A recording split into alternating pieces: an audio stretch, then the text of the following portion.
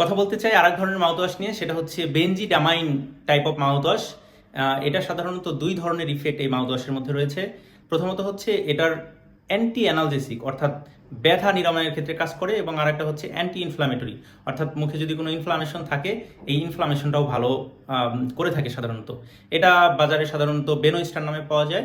তো যাদের ক্ষেত্রে আমরা দেখি যে মুখে সাধারণত কোনো আলসার আছে, ঘা ঘা আছে এবং অনেক বেশি তীব্র ব্যথা, তাদের ব্যথাটা কমানোর জন্য এবং দেখা যায় ঘাটা যাতে একটু দ্রুত সারে, সেই ক্ষেত্রে আমরা এই বেনোস্টার টাইপ অফ মাউথওয়াশটা ব্যবহার করে থাকি। এক্ষেত্রে কি হয়, যে ব্যথাটা থাকে, যেহেতু অ্যানালজেসিক ইফেক্ট রয়েছে, সেহেতু ওই মাউথওয়াশটা যতটা ব্যবহার করি আমরা, আস্তে আস্তে ব্যথাটা কমে আসে এবং আস্তে আস্তে ওই যে আলসার এরিয়াটা, অর্থাৎ সোর থ্রোট যদি থাকে কারো, দেখা গেছে মুখে ঘা হয়েছে বা হচ্ছে কারো সোর থ্রোট একদম গলার ওই দিকটাতে কোনো ধরনের ইনফ্লামেশন আছে, সেই ক্ষেত্রেও আমরা এই ধরনের মাউথওয়াশটা সাধারণত ব্যবহার করতে বলে থাকি।